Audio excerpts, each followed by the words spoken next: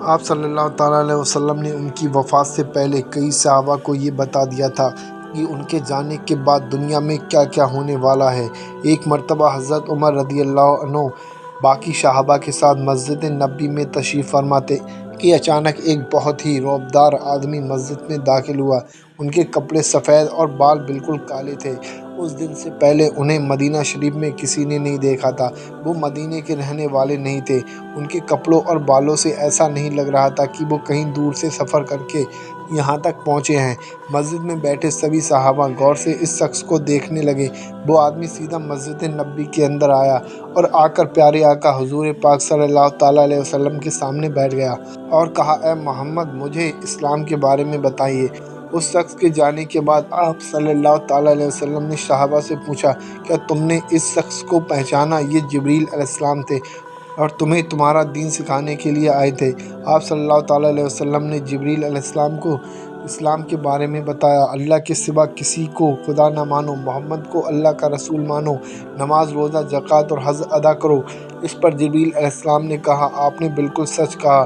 جبریل علیہ السلام نے آپ صلی اللہ تعالیٰ علیہ وسلم سے ایمان کے بارے میں پوچھا۔ آپ صلی اللہ تعالیٰ علیہ وسلم نے فرمایا، اللہ کو ماننا، اس کے فرشتوں کو ماننا، اس کی کتابوں کو ماننا، اس کے پیغمبروں کو ماننا، آخرت کو ماننا اور تقدیر کو ماننا۔ جس پر جبریل علیہ السلام نے فرمایا، آپ نے بالکل سچ کہا۔ جبریل علیہ السلام نے آپ صلی اللہ تعالیٰ علیہ وسلم سے احسان کے بارے میں بھی پوچھا اور پھر حضرت جبریل علیہ السلام نے قیامت کے بارے میں پوچھا، قیامت کب آئے گی؟ اس پر آپ صلی اللہ تعالیٰ علیہ وسلم نے ارشاد فرمایا، اس بارے میں جتنا آپ کو پتہ ہے اتنا ہی مجھے پتہ ہے، مطلب قیامت کے دن کا اللہ کے سوا کسی کو نہیں پتہ۔ جبریل علیہ السلام نے اس بات کو سن کر عرض کیا کہ مجھے اس دن کے بارے میں کچھ نشانیاں معلوم ہیں۔ اب تک جو بھی باتیں ہوئیں، ان باتوں کو آپ صلی اللہ تعالیٰ علیہ وسلم پہلے بھی بتا چکے تھے، کیونکہ یہ واقعہ آپ صلی اللہ تعالیٰ علیہ وسلم کی وفات سے کچھ پہلے ہی ہوا تھا۔ پورا قرآن نازل ہو چکا تھا، لیکن اس کے بعد آپ صلی اللہ تعالیٰ علیہ وسلم نے قیامت کی جو بھی نشانیاں بتائیں، وہ اس سے پہلے کسی کو بھی پتہ نہیں تھی، اور ان نشانیوں کا تعلق صحابہ سے زیادہ ہم سے ہے، کیونکہ جو نشانی ہیں آپ صلی اللہ تعالیٰ علیہ وسلم نے صحابہ کے سامنے بیان کی، ان نشانیوں کو صحابہ نے اپنی آنکھوں سے پورا ہوتا ہوا نہیں دیکھا۔ وہ نشانیاں آج ہم دیکھ رہے ہیں۔ جبریل علیہ السلام صرف صحابہ کو نہیں بلکہ آج کے مسلمان کو قیامت کی بہت ضروری نشانیاں سکھانا چاہتے تھے۔ آپ صلی اللہ تعالیٰ علیہ وسلم نے جبریل علیہ السلام کو جواب دیا، جب ایک لونڈی اپنے مالکن کو جنم دے گی جس کو بہت ساری کتابیں سمجھتی ہیں، اولاد اپنے والدین کو غلام سمجھے گی، اور جب ننگے پیر غریب چرواہے ایک دوسرے سے لمبی لمبی بلڈنگ بنانے میں کمپٹیشن کریں گے۔ جبریل علیہ السلام نے پھر کہا، آپ نے بالکل سچ فرمایا، اور اٹھ کر وہاں سے چلے گئے۔ آپ صلی اللہ تعالیٰ علیہ وسلم نے صحابہ کو بھیجا کہ کوئی جا کر اس آدمی کو ڈھونڈے۔ اس دن کے بعد یہ آدمی کبھی نہیں دکھا۔ آپ صلی اللہ تعالیٰ علیہ وسلم نے ننگے پیر غریب چرواہوں کا ذکر کیا، جنہیں اس زمانے میں بدو کہا کرتے تھے۔ وہ عرب کے باقی قبیلوں سے ہمیشہ دور رہا کرتے تھے اور کبھی بھی ایک جگہ پر نہیں رہتے، بلکہ اپنے جانوروں کے ساتھ ہمیشہ ٹریول کرتے رہتے تھے، گھومنے پھرنے والی زندگی گزارا کرتے تھے۔ اور سب سے عجیب بات، یہ بیڈوینس عرب کے باقی قبیلوں میں سے سب سے غریب قبیلہ ہوا کرتے تھے۔ صرف اس زمانے میں ہی نہیں، اس حدیث شریف کے 1000 سال بعد بھی یہ بیڈوینس عرب کے سب سے لوئر کلاس میں آیا کرتے۔ اس بات پر صحابہ حیران تھے کہ ہماری سوسائٹی کے سب سے غریب لوگ کیسے آپس میں لمبی بلڈنگ بنانے میں مقابلہ کریں گے۔ آپ صلی اللہ تعالیٰ علیہ وسلم کے بعد خلافت راشدہ ہر طرف پھیلنے کے بعد دنیا کی سب سے بڑی سپر پاور بن گئی۔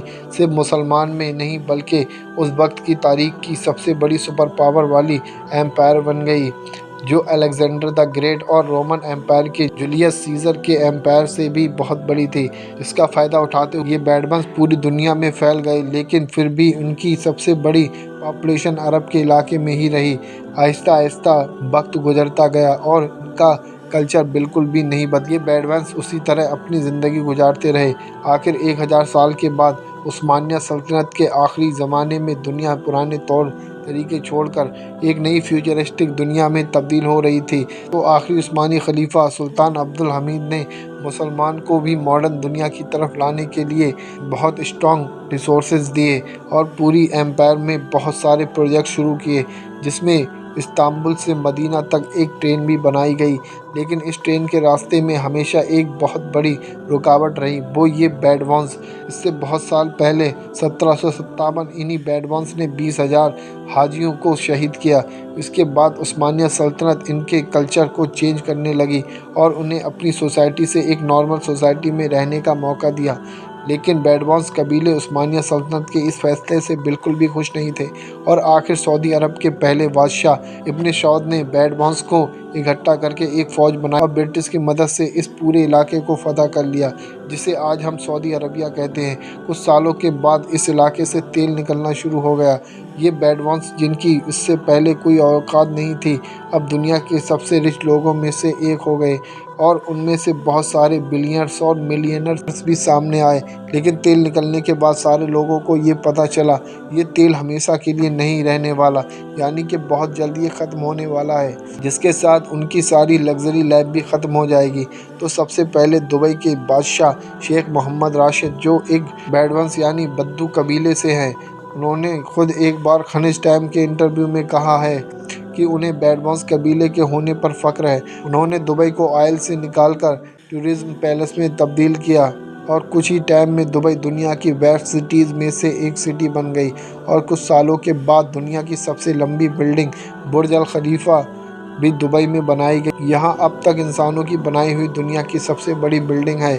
اس سے پہلے دنیا میں آج سے 4500 سال پہلے ایجپٹ میں بنائے گئے فرعون کے پیرامڈ، دی پیرامڈز آف گیزا، انسانوں کی بنائی ہوئی سب سے بڑی بلڈنگ تھی، اور دنیا کی سب سے بڑی بلڈنگ ہونے کا یہ ٹائٹل اس پیرامڈز کے پاس 3800 سالوں تک رہا، یعنی فرعون کے بعد 3800 سال تک کوئی بھی فرعون سے اونچی بلڈنگ نہیں بنا سکا۔ لیکن 3800 سال بعد یورپ کی ایک چرچ نے پیرامڈز کا یہ ریکارڈ توڑ دیا۔ اس کے بعد پیرس کے ایفل ٹاور 911 میں تباہ ہونے والے ورلڈ ٹریڈ سینٹر بھی دنیا کی سب سے بڑی بلڈنگ رہ چکی ہے۔ اس کے بارے میں ہم آگے بات کریں اس سے پہلے آپ چینل کو سبسکرائب کر دیجیے۔ دبئی کی اس کامیابی کو دیکھ کر سعودی نے بھی اس کو کاپی کیا اور مکہ میں کعبے کے بالکل سامنے دنیا کی چوتھی سب سے بڑی بلڈنگ بنائی، اور کچھ ہی سال بعد دنیا کی سب سے بڑی بلڈنگ بنانے کا اعلان کر دیا، کنگ ٹائم ٹاور یا جدہ ٹاور، جو دبئی کے برج خلیفہ سے بھی بڑی ہوگی، اور اس طرح دبئی سعودی سے آگے نکل جائے گا۔ اس سارے پروجیکٹ کو ہیڈ کرنے والے کا نام الولید بن طلال ہے، جو کچھ سمے پہلے دنیا کا سب سے امیر ارب پتی تھا۔ یہ بھی ایک بیڈوانس قبیلے سے ہے۔ اس کے بعد دبئی نے سعودی سے آگے نکلنے کے لیے دبئی میں ایک نئی دنیا کی سب سے بڑی بلڈنگ بنانے کا اعلان کیا، جو ان دونوں برج خلیفہ اور جدہ ٹاور سے بھی بڑی ہوگی، اور آج کل عرب میں ایسی بڑی بڑی بلڈنگوں کا اعلان ہوتا رہتا ہے، یہاں تک کہ عرب کنٹری ایک دوسرے کو یہ تک نہیں بتا رہی ان کی آنے والی بلڈنگ کی ہائٹ کتنی ہوگی، کیونکہ اگر ایسا کیا تو ان سے آگے نکلنے کے لیے عرب کنٹری ان سے بڑی بلڈنگ کا اعلان کر دیں گے۔ اس طرح یہ لمبی لمبی بلڈنگ بنانے کا ایک بہت سخت کمپٹیشن ان سارے عرب دیشوں میں اسٹارٹ ہو چکا ہے، جن میں زیادہ تر سارے پروجیکٹ کے پیچھے ایسے لوگ ہیں جن کا تعلق انہی بیڈوانس قبیلے سے ہے۔ اور آج کل جو یہ ہو رہا ہے، اس کا ذکر نبی پاک صلی اللہ تعالیٰ علیہ وسلم نے 1400 سال پہلے ہی جبرائیل علیہ السلام کے سامنے کیا۔ ایک دن یہ بیڈوانس، جو آج ننگے پیر بہت غریب چرواہے ہیں، وہ ایک دوسرے سے لمبی لمبی بلڈنگ بنانے کا مقابلہ کریں گے۔ یہ قیامت کی اتنی امپورٹنٹ نشانی ہے کہ خود جبرائیل علیہ السلام مسلمانوں کو یہ سکھانے آئے تھے، اور آج رسول اللہ صلی اللہ تعالیٰ علیہ وسلم کی اس نشانی کو ہم اپنی آنکھوں کے سامنے پورا ہوتے دیکھ رہے ہیں۔ تو دوستو، ویڈیو کو لائک اور چینل کو سبسکرائب ضرور کریں۔ اللہ آپ کو اس کا اجر دے گا۔